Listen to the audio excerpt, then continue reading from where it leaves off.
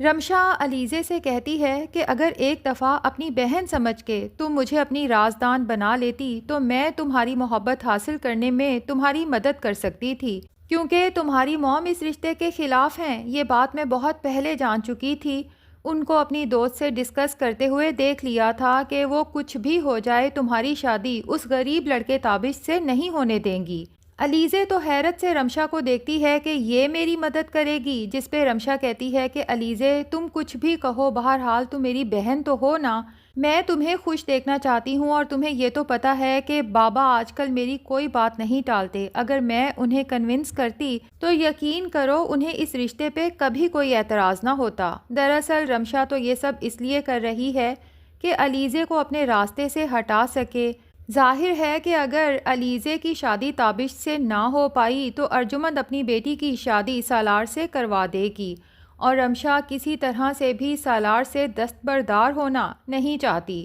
اب اسے پتہ ہے کہ اس نے آگے کیا کرنا ہے۔ ایک طرف اس نے سالار کو اپنی محبت کے جال میں پھنسانا ہے، جبکہ دوسری طرف تابش کو کنونس کرنا ہے کہ علیزے اس سے سچ میں بہت محبت کرتی ہے، اور اگر تابش علیزے سے شادی کر لیتا ہے تو اس کا فیوچر بہت برائٹ ہو سکتا ہے۔ لیکن اب رمشا کو ایک اور ٹینشن بھی تو آ پڑی ہے۔ پہلے صرف علیزے تھی جسے اپنے راستے سے ہٹانا تھا۔ لاسٹ ٹائم جب سے اس نے سنا ہے کہ سجل کو سالار نے گھر پہ ڈراپ کیا ہے تو وہ سوچتی ہے کہیں سجل ہی میری راہ کا کانٹا نہ بن جائے، اور اگر سجل اور سالار کی شادی ہو گئی تو میرا راز کھلنے میں تو ذرا دیر نہیں لگے گی۔ اس لیے اپنی ماں سے کہتی ہے کہ پلیز کچھ بھی کر کے سجل کو اس جاب سے ہٹائیں، اور اگر جاب سے فی الحال نہیں بھی ہٹا سکتی تو اسے یہ ضرور کہہ دیں کہ وہ سالار پاشا سے دور رہے، کیونکہ مجھے یہی ڈر ہے کہیں جاب کی آڑ میں سالار پاشا سے چکر نہ چلا لے۔ ظاہر ہے کہ وہ بھی تو جلدی امیر ہونے کے لیے شارٹ کٹ ڈھونڈ رہی ہوگی۔ آپ سجل کو سالار سے دور رہنے کی تنبیہ کریں، اور تب تک میں پاپا کو کنونس کر لوں گی کہ سجل کو اس جاب سے نکال دے۔ رابعہ اگلے دن جب سجل کو آفس کے لیے نکلتے دیکھتی ہے تو اسے کہتی ہے کہ پہلے ایک دفعہ میری بات سن لو، کل تم سالار کے ساتھ آئی، مجھے اچھا نہیں لگا۔ میں نے رمشا کے سامنے تمہاری بے عزتی تو نہیں کی، لیکن اب یاد رکھو کہ تم دونوں کی عزت کی حفاظت میں نے اکیلی عورت نے بہت مشکل سے کی ہے۔ مجھے تمہاری طرف سے ڈر لگا رہتا ہے کہ کہیں عشق معشوقی کے چکر میں پڑ کے تم محلے میں میری عزت خاک میں ہی نہ ملا دو۔ سجل کو تو اپنی ماں کی بات سن کے بہت افسوس ہوتا ہے کہ وہ اس پہ ذرا سا بھی ٹرسٹ نہیں کرتی۔ پھر سجل کو خیال آتا ہے کہ رمشا نے ہی تو امی کے سامنے میرا امیج خراب کیا ہے اس احمد کو لے کے،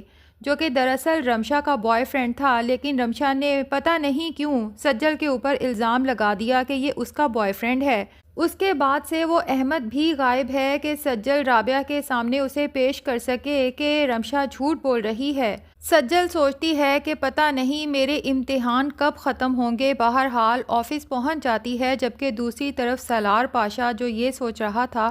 کہ اب سجل کبھی آفس نہیں آئے گی، اسے آفس میں آتا دیکھ کر حیران پریشان رہ جاتا ہے۔ دوسری طرف بیچاری علیزے جو دن رات تابش کی محبت میں تڑپ رہی ہے، ایک دفعہ پھر تابش سے ملنے اس کی ورک پلیس پہ پہنچ جاتی ہے کہ اسے پوچھ سکے کہ اس نے جان بوجھ کے علیزے کے فادر کے سامنے اپنا امیج کیوں خراب کیا، جبکہ علیزے تابش کو بہت اچھے سے جانتی ہے کہ اسے دولت سے کوئی دلچسپی نہیں ہے۔ اب علیزے جب تابش کے پاس جاتی ہے اپنے سوالوں کے جواب پوچھنے کے لیے تو تابش کہتا ہے علیزے تمہارے لیے بہتر یہی ہے کہ مجھے بھول جاؤ، کیونکہ میں تم سے شادی نہیں کرنا چاہتا۔ لیکن علیزے تابش کو بتا دیتی ہے کہ اگر میری شادی تم سے نہ ہوئی تو میں شاید اپنی زندگی برباد کر لوں۔ تابش علیزے کو سمجھاتا ہے کہ علیزے محبت میں بھی تم سے کرتا ہوں، لیکن ہماری کلاس ڈفرینس کی وجہ سے میں نے تو اپنی محبت کو کسی گہرے کھڈے میں دفن کر دیا ہے۔ بہتر یہی ہے کہ تم بھی اس محبت کو کسی گہرے کھڈے میں دفن کر دو، کیونکہ اس جنم میں ہم دونوں ایک ہو جائیں ایسا تمہاری ماں کبھی ہونے نہیں دے گی۔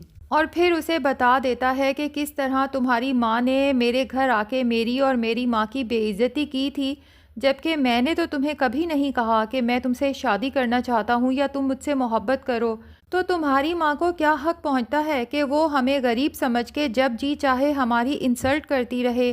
اب تابش تو اپنے ہوٹل سے ہی باہر نکل جاتا ہے۔ علیزے کچھ دیر تو وہیں کھڑی رہتی ہے، اسے کچھ سمجھ نہیں آتا کہ یہ سب کچھ اس کی ماں کر رہی ہے۔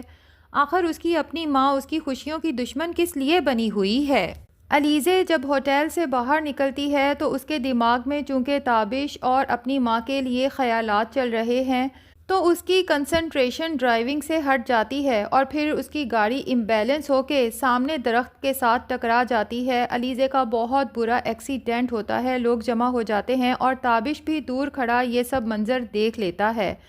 تابش تو علیزے کی گاڑی کا ایکسیڈنٹ دیکھتے ہی بہت زیادہ پریشان ہو جاتا ہے، فوراً وہاں بھاگتا ہے اور ایمرجنسی میں علیزے کو ہاسپٹل لے کے جاتا ہے۔ علیزے کے گھر والوں کو جب اس کے ایکسیڈنٹ کے بارے میں انفارم کیا جاتا ہے تو ارجمند سالار پاشا کو لے کے فوراً ہاسپٹل کی طرف بھاگتی ہے اور وہاں سامنے تابش کو کھڑے دیکھ کر اس کا سارا غصہ تابش پہ ہی اترتا ہے۔ اسے یہی لگتا ہے کہ یہی میری بیٹی کے اس ایکسیڈنٹ کی وجہ ہے۔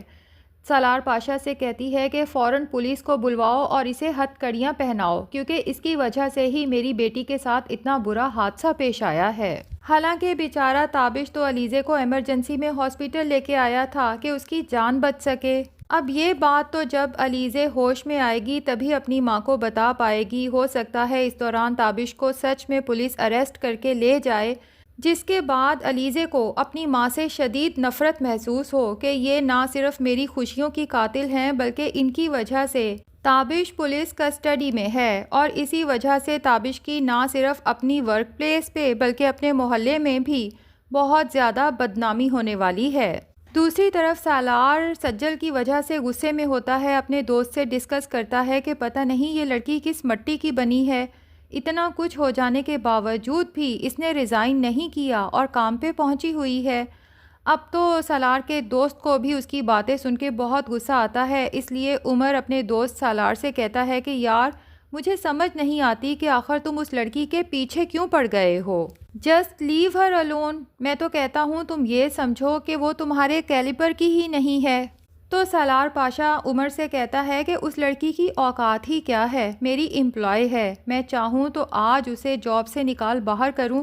صرف انکل کی وجہ سے چپ ہوں کہ انکل نے اسے کام پہ رکھا ہے، ورنہ اس لڑکی کی حیثیت ہی کیا ہے سالار پاشا کے سامنے۔ اور یہ تو سالار پاشا ابھی کہہ رہا ہے کیونکہ جب اسے پتہ چلے گا کہ وہ لڑکی سالار پاشا سے زیادہ حیثیت رکھتی ہے، کیونکہ سجل بھی کوئی عام لڑکی نہیں بلکہ تیمور پاشا کی سگی اولاد ہے۔ بہرحال سجل جو پریشانیوں میں گھری ہے اور سوچتی ہے کہ جب سے دادا ابو اس دنیا سے گئے ہیں میری پریشانیاں تو ختم ہونے کا نام ہی نہیں لیتی، تو اس کی نظر اچانک سامنے کھڑے احمد پہ پڑتی ہے اور وہ حیران رہ جاتی ہے کہ احمد اس آفس میں کیا کر رہا ہے۔ اب یہ تو احمد اور سجل دونوں کو ہی آگے جا کے پتہ چلے گا کہ دونوں ہی اس آفس میں امپلائی ہیں، اور پھر احمد سجل کو یہ بھی بتائے گا کہ کس طرح رمشا کی وجہ سے میری ماں اس دنیا سے چلی گئی، وہ بھی مجھے معاف کیے بغیر، اور میں رمشا سے اس چیز کا بدلہ لینے کے لیے ہی واپس آیا ہوں۔ تو ناظرین ڈرامہ تو کافی انٹرسٹنگ ہوتا جا رہا ہے، آپ میں سے کس کس کو انتظار ہے سجل اور سالار پاشا کے ایک ہونے کا کمنٹ سیکشن میں ضرور بتائیں، اور اگر ہمارے چینل پہ نئے ہیں تو پلیز چینل کو بھی سبسکرائب کر لیں۔